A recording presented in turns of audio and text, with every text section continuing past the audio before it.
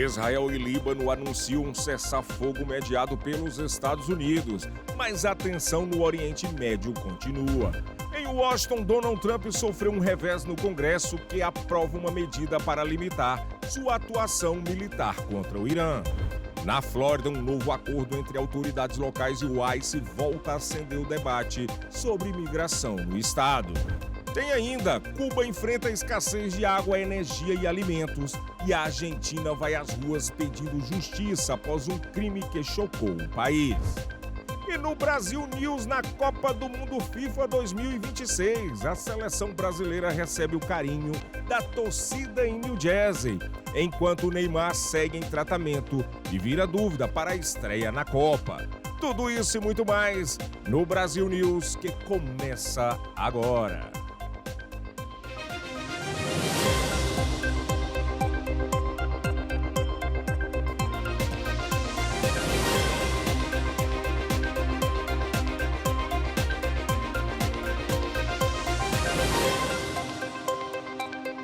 Boa noite. Líbano e Israel anunciaram um acordo de cessar-fogo após negociações mediadas pelos Estados Unidos. Líbano e Israel afirmaram na quarta-feira que concordaram em implementar um cessar-fogo após negociações em Washington com o objetivo de encerrar o conflito ligado às tensões regionais mais amplas envolvendo o Irã. O chefe de gabinete do Departamento de Estado dos Estados Unidos, Daniel Holler, participou das negociações. Como resultado das negociações lideradas pelos Estados Unidos, Israel e Líbano concordaram com a implementação de um cessar-fogo. O cessar-fogo está condicionado à suspensão completa dos disparos do Hezbollah e à saída de todos os operativos do Hezbollah do setor sul do rio Litani. Sob orientação norte-americana, os dois lados também concordaram em estabelecer zonas piloto, nas quais as Forças Armadas libanesas assumiriam o controle total, removendo todos os grupos armados não vinculados ao governo. O acordo se baseia em uma trégua anterior firmada em abril, que foi prorrogada em maio, embora a violência tenha continuado. Da mesma forma, mesmo com o anúncio do novo cessar-fogo na quarta-feira, na quinta, os ataques israelenses ao sul do Líbano continuavam. A Agência Nacional de Notícias do Líbano noticiou que um ataque com drone a uma motocicleta matou uma pessoa e feriu outra. Israel Katz, o ministro da Defesa israelense, afirmou na quinta que, por enquanto, suas forças continuarão a atacar o Líbano e suas tropas não se retirarão do sul do país. Isso, mesmo após as duas nações terem concordado com um cessar-fogo condicionado à interrupção dos ataques pelo Hezbollah. Por sua vez, Naim Qassem, o chefe do grupo militante, disse que enquanto aldeias libanesas estiverem sendo bombardeadas e pessoas morrendo, o norte de Israel não estará seguro. Ele falou também que o Hezbollah só respeitará um cessar-fogo completo, com a retirada das forças israelenses do sul do Líbano. Israel iniciou sua ofensiva em março, após o Hezbollah lançar ataques através da fronteira em apoio a Teherã. O Irã afirma que qualquer acordo de paz com os Estados Unidos também deve incluir um cessar-fogo para o Líbano. Os preços do petróleo recuaram na manhã de quinta-feira, caindo mais de 3%, com o barril do óleo bruto chegando a cerca de $93.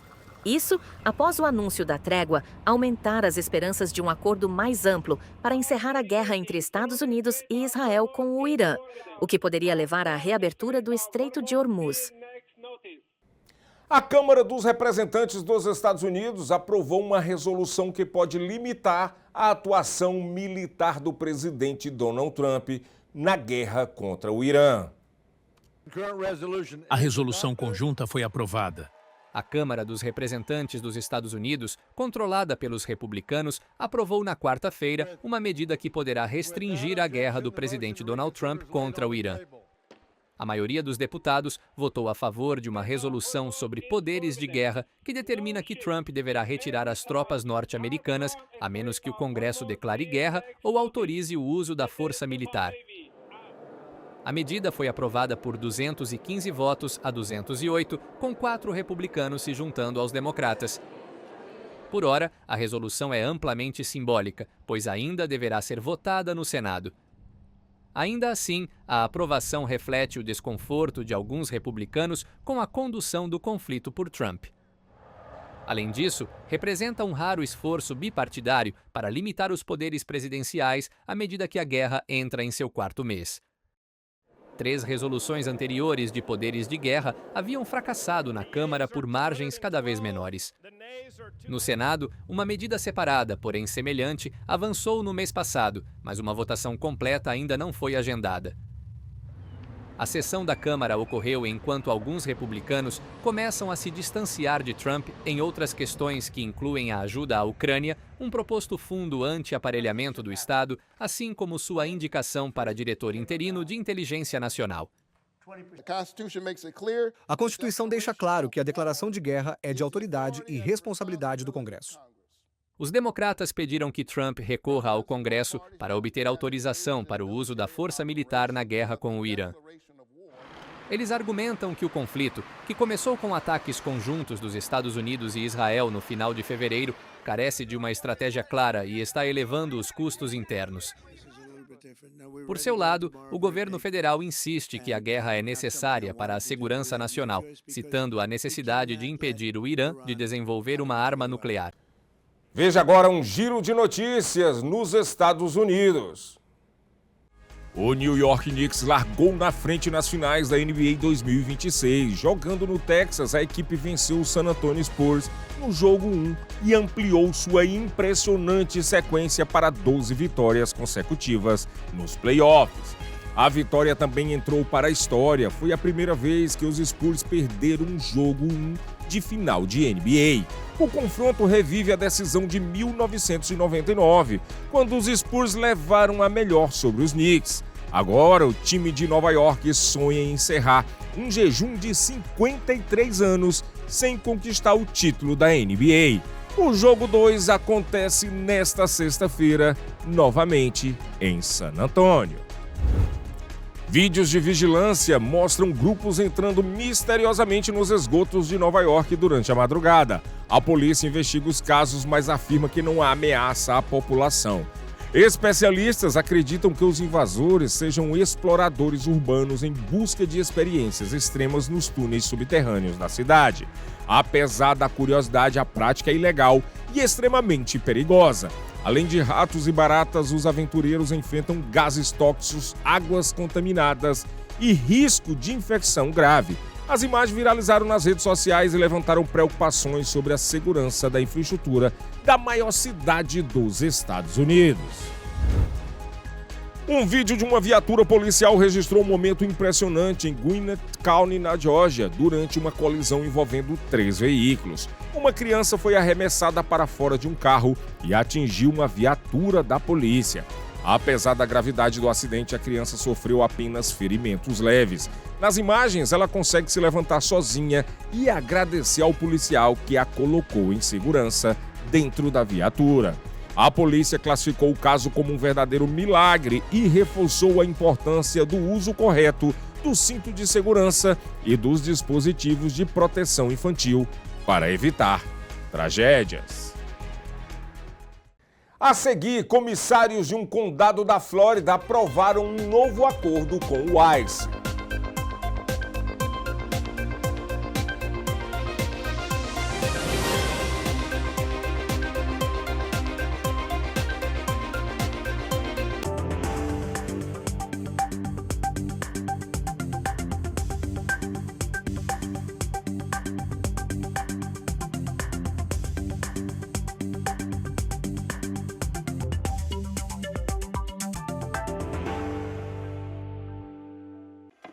Tá com fome? Resolve agora. Café da manhã completo, fresco e pronto. Almoço? Esquece fila, esquece demora. Aqui é rápido, cheio de sabor. Bateu à vontade à tarde? A gente entrega. Abre o DoorDash, procura Teixeiras Bakery. Pediu? Chegou. Simples assim. Peça agora. Teixeiras Bakery. Mata a fome do jeito certo.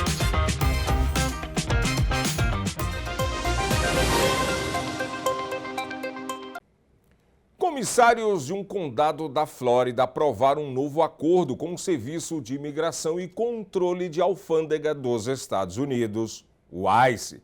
A repórter Lorena Gomes tem as informações. O novo acordo define que a cadeia do condado de Orange não poderá mais abrigar imigrantes detidos apenas por questões migratórias, sem que haja acusações criminais contra eles. A decisão foi tomada após questionamentos sobre a presença de quase 200 detidos do ICE na prisão do condado no início deste ano, mesmo sem responderem a processos criminais. Com o novo acordo aprovado na terça-feira, o uso da estrutura do condado fica restrito a casos em que os detidos também estejam envolvidos em investigações ou acusações criminais. A medida busca definir melhor os limites da cooperação entre o condado de Orange e as autoridades federais de imigração. E um adolescente de 15 anos ficou ferido após colidir com uma viatura do escritório do xerife do condado de Flagler, na cidade de Bunnell. Segundo as autoridades, o jovem estava em um patinete elétrico e teria avançado uma placa de pare, atingindo a viatura, que seguia a cerca de 30 km por hora e tinha a preferência na via. Equipes de resgate avaliaram o adolescente no local. Ele não sofreu ferimentos graves. Após o acidente, a polícia fez um alerta aos pais sobre os riscos do uso de patinetes e bicicletas elétricas, destacando a importância do uso de capacete e do respeito às regras de trânsito. As circunstâncias do acidente estão sendo investigadas. E um homem foi preso na quarta-feira no condado de Volusia depois de roubar o carro de uma mulher e, segundo a polícia, ameaçar os agentes com uma arma de fogo. Robert Stokars, de 43 anos, é acusado de roubo de veículo, furto e outros crimes. De acordo com as investigações, ele pegou o SUV da vítima em um salão de unhas, o que levou ao início das buscas pelo veículo. A polícia conseguiu localizar o carro com a ajuda de um sistema de segurança que reduz remotamente a velocidade do veículo, facilitando a abordagem. Ninguém ficou ferido. E um homem foi preso em Bradenton após tentar vender pela internet um equipamento roubado com material radioativo. Segundo a patrulha rodoviária, Marco Antônio Benítez Júnior, de 24 anos, anunciou o aparelho no Facebook Marketplace. Após receber uma denúncia, agentes marcaram um encontro para comprar o equipamento, mas o suspeito não apareceu.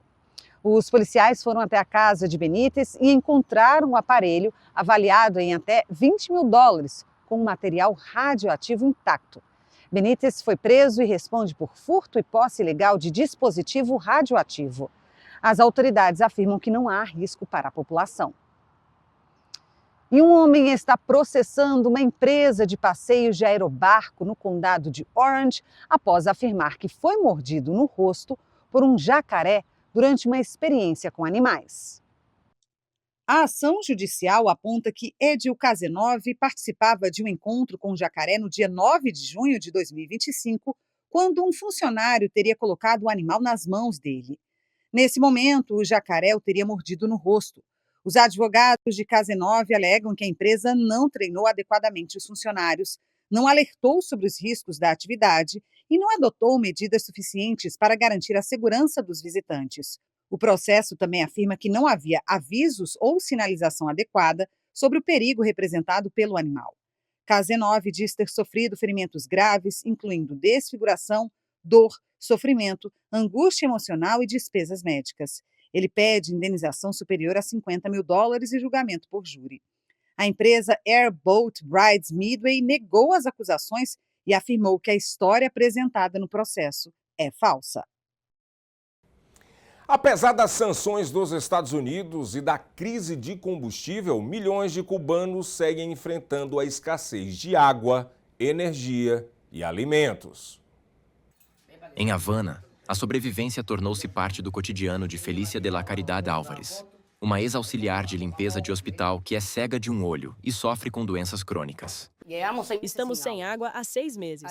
Ontem completamos 48 horas sem luz. Apesar das sanções e das restrições de combustível dos Estados Unidos, além do anúncio do presidente Donald Trump no início de janeiro de que Cuba estava prestes a cair, milhões de cubanos como Álvares seguem em frente e seu governo ainda está no poder. Resistir é um preceito central da Revolução Comunista Cubana, que já dura décadas. Os habitantes têm anos de prática em sobreviver às dificuldades sob a combalida economia estatal da ilha, há muito assolada pela escassez. Vendedores ambulantes como Diosmel Ortega mostram o quanto a população é criativa e engenhosa. Tudo agora, tudo. Praticamente todas essas coisinhas que temos aqui, tudo vem do lixo. Muita gente vem aqui comprar coisinhas, seja uma mangueira, um livro, um CD ou até canudos. E às vezes você para e pensa, será que as pessoas vão querer mesmo um canudo que alguém encontrou? Porque todo mundo sabe e está ciente de que é do lixo. O sociólogo radicado em Cuba, Luiz Emílio Aybar, explicou que a sociedade é resiliente porque não teve outra escolha. Mas não há dúvida de que o impacto é muito grave, especialmente se prolongar por muito tempo, porque é muito difícil sobreviver em um país sem combustível. Segundo Aybar, os apagões aumentaram nas últimas semanas, assim como os protestos, nos quais moradores extravasam sua frustração batendo em panelas. Isso, apesar da intolerância geral do governo com levantes. Ainda assim, o espírito do resistir continua vivo em pessoas como Maíra Blanca, que sobreviveu às dificuldades dos anos 1990, após o colapso da antiga protetora de Cuba, a União Soviética. Nós, cubanos, somos lutadores. Nós mesmos transformamos as coisas. Com o pouco que temos, nós sobrevivemos e vamos adiante. Isso é assim. Nós, cubanos, somos assim. Dezenas de milhares de argentinos foram às ruas para protestar contra a violência de gênero após um brutal assassinato de uma adolescente de apenas 14 anos em Córdoba. Dezenas de milhares de pessoas marcharam na quarta-feira em direção ao Congresso da Argentina em protesto contra os altos índices de violência contra as mulheres, em meio à indignação pelo assassinato de uma jovem de 14 anos na província de Córdoba. Em Buenos Aires e em muitas cidades do interior do país, manifestantes com lenços e tecidos roxos carregavam cartazes com os lemas "Nenhuma a menos" e "Nos queremos vivas", em referência aos casos de feminicídio que, segundo grupos de direitos, não param de aumentar. Esta manifestação acontece há 11 anos na Argentina. Estou aqui por mim. Estou aqui porque tenho duas irmãs. Uma de 14 anos e outra de 5. Tenho minhas amigas. E me parece uma situação horrível ter que ficar o tempo todo preocupadas se vamos ou não chegar em casa. Precisamos que não só as mulheres se preocupem. Precisamos também que do outro lado os homens vejam essa luta e a compartilhem conosco. A marcha, convocada por organizações feministas, sindicatos e grupos políticos, aconteceu poucos dias após a divulgação da notícia do estupro, assassinato e posterior esquartejamento de uma adolescente em Córdoba. A imprensa havia divulgado sua última imagem com vida entrando em uma residência particular e a polícia provincial deteve um suspeito do crime. Segundo a organização do protesto, um feminicídio ocorre a cada 31 horas na Argentina. Cada 30 horas. A cada 30 horas morre uma mulher. Morre não, a matam. Morre, estamos acostumados a dizer morre, mas a matam a cada 30 horas. E isso não pode continuar. Não podemos naturalizar isso.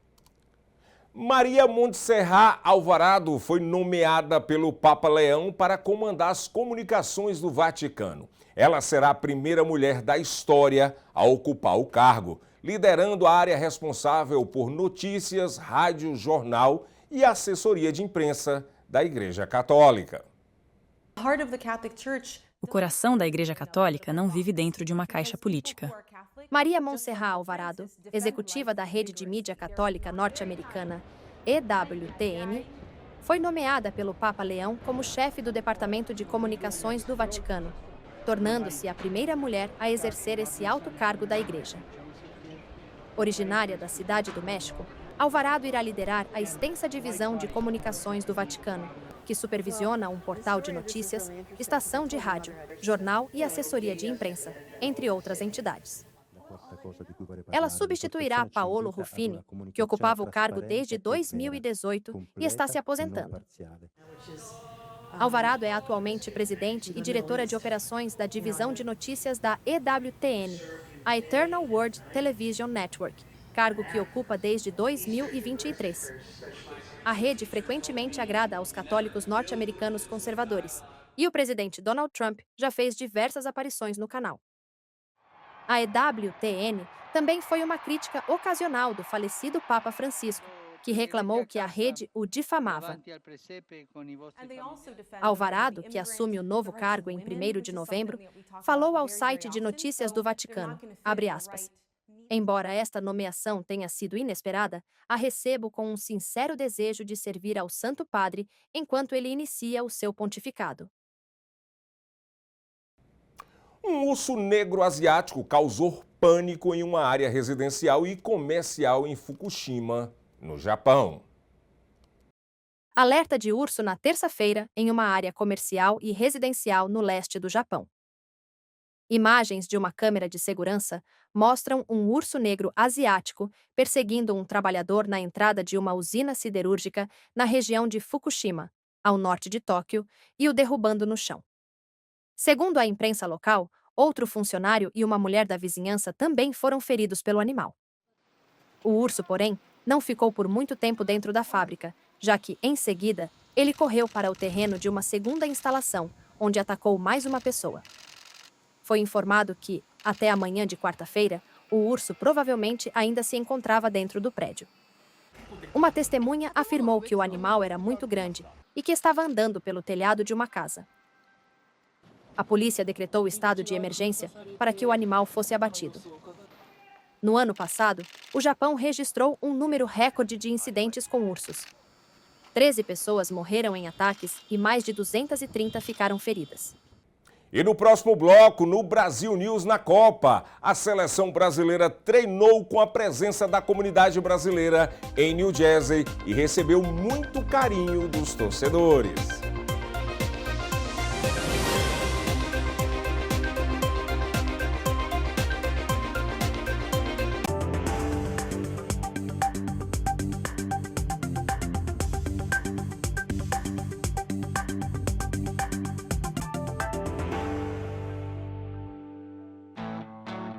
Você merece o melhor na sua mesa. Conheça a Cortes Famous. Carnes e embutidos premium feitos com qualidade, tradição e um sabor que faz toda a diferença. De linguiças artesanais a chorizos defumados, cada produto é preparado com cuidado para transformar seu churrasco, seu almoço ou qualquer momento especial em uma experiência inesquecível. Cortes Famous, sabor autêntico, ingredientes selecionados e a confiança que sua família merece. Experimente hoje mesmo. Quando o assunto é importação e distribuição de alimentos, a escolha certa tem nome: Triunfo Foods. Uma empresa forte, estruturada e preparada para atender supermercados e restaurantes, com agilidade, variedade e qualidade garantida. Portfólio completo, logística eficiente e centros de distribuição estratégicos que fazem o produto chegar rápido, no prazo e com padrão elevado. Triunfo Foods. Força no mercado, confiança na entrega e crescimento para o seu negócio.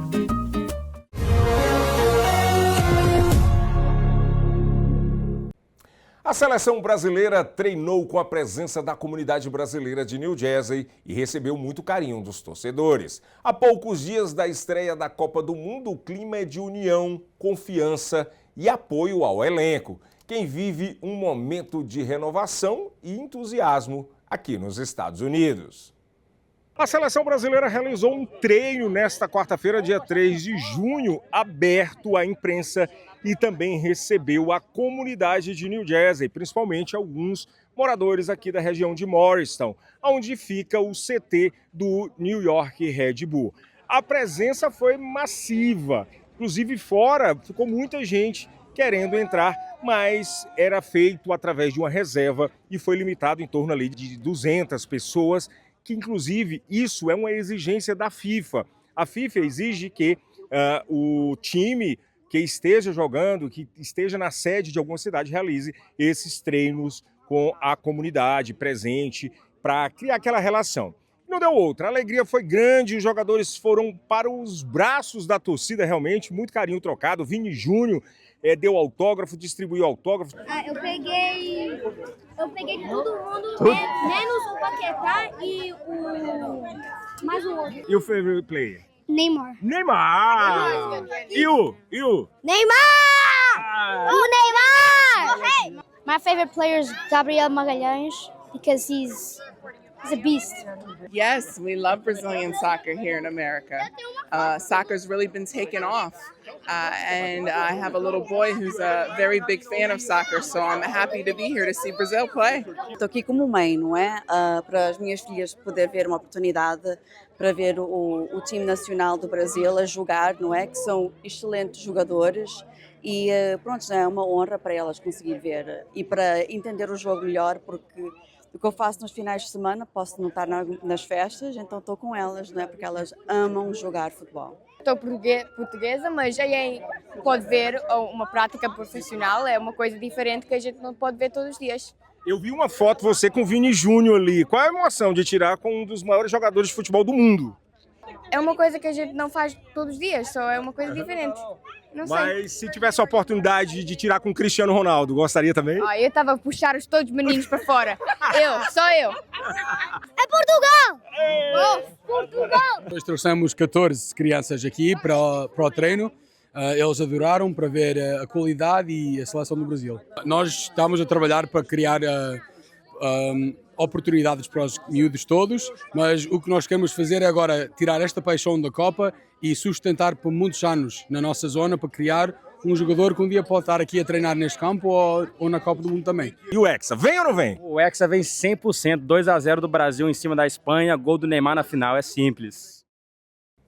E Neymar não viajará com a seleção brasileira para Cleveland, em Ohio, onde o Brasil enfrenta o Egito neste sábado, no último amistoso antes da Copa do Mundo. Segundo a CBF, o camisa 10 permanece em New Jersey, realizando fisioterapia intensiva para se recuperar de uma lesão muscular na panturrilha direita. Apesar da ausência, o técnico Carlo Ancelotti mantém confiança na recuperação do atacante e não pretende fazer cortes na lista de convocados. A expectativa da comissão técnica é contar com Neymar ainda na primeira fase do Mundial. A estreia do Brasil na Copa acontece no dia 13 de junho contra Marrocos, no MetLife Stadium, em New York, New Jersey. Em coletiva de imprensa na tarde desta quinta-feira, Fabinho celebrou seu retorno à seleção brasileira e destacou a importância de Neymar para o grupo. O volante elogiou o craque e afirmou que sua presença faz diferença dentro e fora de campo. A torcida agora espera volta logo, camisa 10. O Neymar está bem, está feliz, é importante ter ele aqui com a gente, ele é um líder desse grupo. Ele não fez parte assim tanto desse processo entre Catar e Estados Unidos aqui. Ele teve uma lesão grave, então ficou um pouco fora desse processo, mas não deixou de ser um líder e um cara importante. Ele faz bem para o ambiente, está feliz. A gente não vê tanto esse trabalho de recuperação, né, que é mais sozinho dele com os físicos, com os preparadores físicos. Mas o ambiente está bom, no que ele pode ajudar, ele ajuda. E o que a gente espera é que ele se recupere 100% rápido e esteja já disponível para ajudar a gente em campo. Sabia que a minha mudança de clube poderia, no primeiro momento, me afastar um pouco da seleção, o que foi o que aconteceu. Mas eu sempre tive esperança de voltar aqui, de receber uma oportunidade. E a partir daí eu sabia que era comigo demonstrar minha capacidade, demonstrar que eu mereço estar aqui, que eu posso ajudar a seleção brasileira. E foi um período aí meio longo, quase 3 anos sem ser convocado, mas é muito bom estar de volta. Foi bom receber a primeira oportunidade lá em novembro e mostrar meu trabalho, como eu falei, e estar aqui hoje na Copa do Mundo é muito especial. Nessa mesma coletiva de imprensa, nesta tarde, na sua primeira Copa do Mundo, Wesley falou sobre a emoção de defender o Brasil na busca pelo Hexa. O lateral, conhecido pela força ofensiva, também comentou sobre o possível papel que terá na equipe comandada por Carlo Ancelotti. O jogo que vai decidir. Se eu for começar jogando na estreia da Copa, se eu estiver lá e ele pedir para mim ficar o jogo todo lá defendendo, eu vou ficar. Se ele pedir para mim ser o Wesley que eu sou, de atacar e poder ajudar, eu vou atacar. Então, se for para fazer as duas coisas, eu vou fazer. Só que eu tô aqui pelo Brasil, tô aqui para ajudar e não importa. Se for para me ficar os 90 minutos, 100 minutos lá defendendo, eu vou ficar dando o meu máximo e é isso. Muita pressão, como eu já falei, eu sei da responsabilidade que é estar aqui, vestindo essa camisa. Então, acho que como eu já passei por tanta coisa, tentar fazer o que eu já fiz, quando estava numa fase ruim, numa coisa que não acontecia, não dava certo, tentar dar essa volta por cima, só que como é a minha primeira experiência numa Copa do Mundo, então eu quero que só aconteçam coisas boas e estou me preparando para isso, para que não tenha nada de ruim e que eu possa fazer uma grande Copa. A empresa de ônibus Greyhound já se prepara para a Copa do Mundo de 2026. We are ready for the World Cup. We're getting ready and we're monitoring. And more importantly, we already see in the window of mid-June to early July, we see an increase on sales, especially in the Northeast. We can say some of those kind of fans who got games out there, they're already ahead of the schedule and they already bought their tickets. Traffic already is bad, so it probably will get worse. So I think, yes, even more important that we should use more public transportation, bus, BART, especially if it's so convenient and inexpensive. E a poucos dias da estreia da Copa do Mundo no estádio de New York, New Jersey, a venda de passagens de trem está muito abaixo do esperado. Até agora, apenas 4.000 bilhetes foram vendidos para o primeiro jogo, o equivalente a cerca de 10% da meta prevista pelos organizadores. A expectativa é de transportar até 40.000 torcedores por dia, mas a procura segue baixa. O preço das passagens chegou a custar $150 e, após críticas dos fãs, foi reduzida para $98. Mesmo assim, as vendas ainda não decolaram.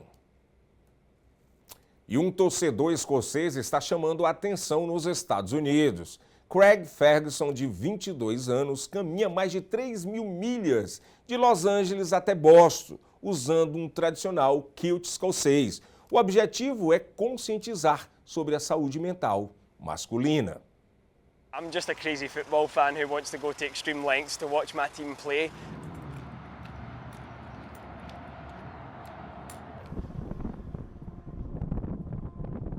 I'm attempting to become the first man in history to walk the entire length of America from LA to New York, coast to coast, while wearing a kilt. And we've made it here, and we're very, very close to that finish line in Boston now. But I don't just do all this because I enjoy walking very far. I try and raise as much awareness and funds for mental health in the process, and then also arrive in time for Scotland's first World Cup match in 28 years.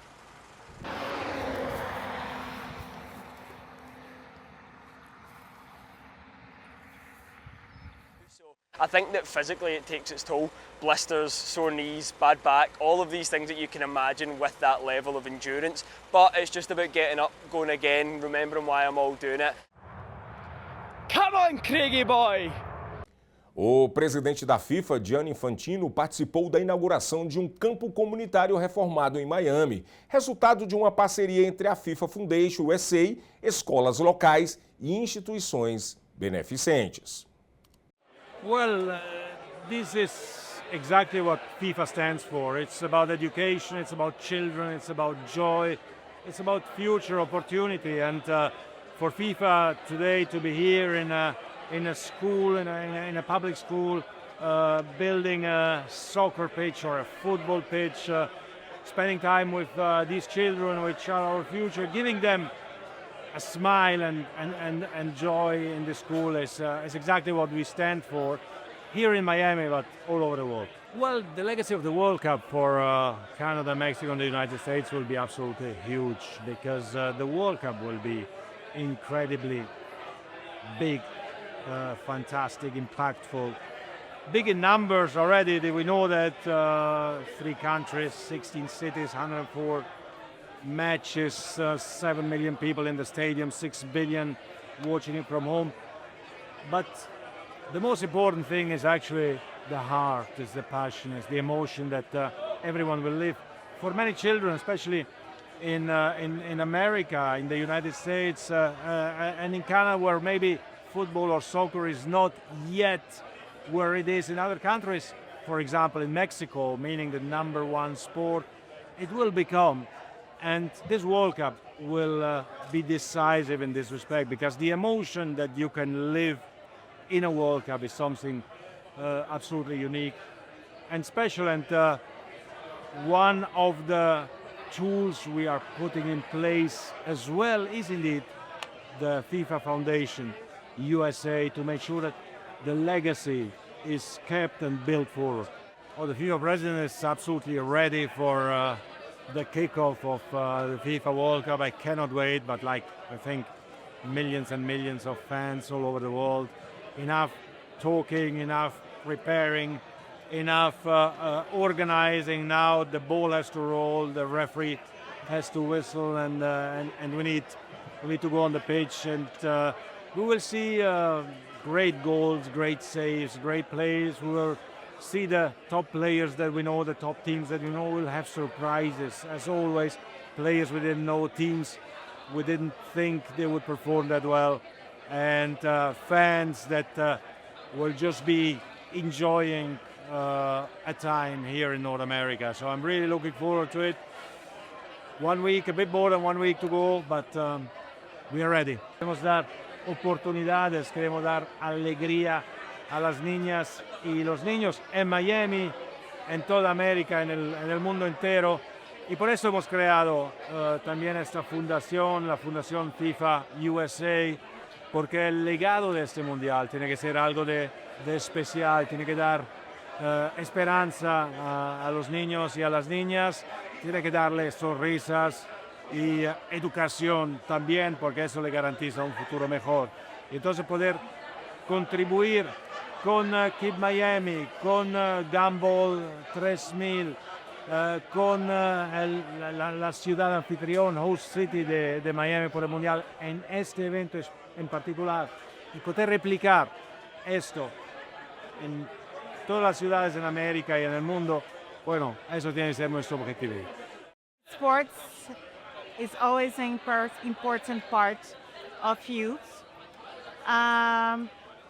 And it's so wonderful to see that FIFA is taking responsibility by their hands and are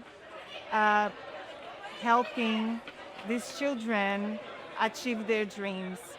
I can tell you that I come from Brazil, northeast of Brazil, Salvador, Bahia, and a lot of places in Brazil, children does not have many opportunities, to play sports, in which sports, it's a big part of our lives and their lives to build confidence. I wish that my school would be, back in the days, would have some kind of program so I could enjoy, because me personally, I know I'm a model, but my spirit is athletic.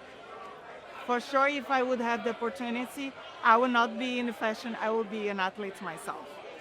So I think today there are many doors that is being opened for many children that one day their dream will come true, and that's thanks to FIFA Foundation USA. Creo que lo más importante que no va a dejar es un mensaje de unión, de paz, que creo que hay que trabajar siempre en conjunto, en equipo, que todo se puede lograr. Creo que la pelota une cualquier raza, cualquier cosa, el deporte nos hace unir. Creo que eso es lo lindo que tiene. Lo que hace FIFA también, que nos une a todos, entonces creo que eso es algo que nos va a dejar como mensaje todo esto, que es algo muy lindo, más allá de lo que es el fútbol en sí, el mensaje que nos va a dejar de unión.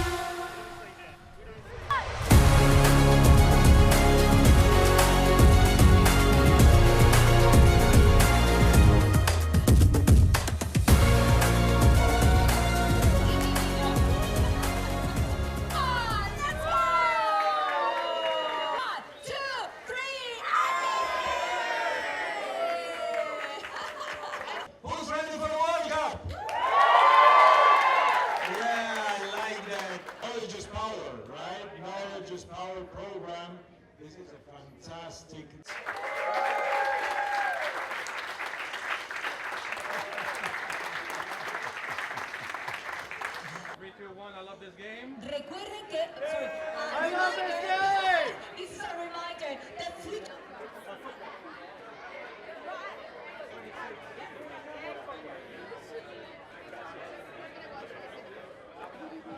I'll get you a photo. I'll send it to you.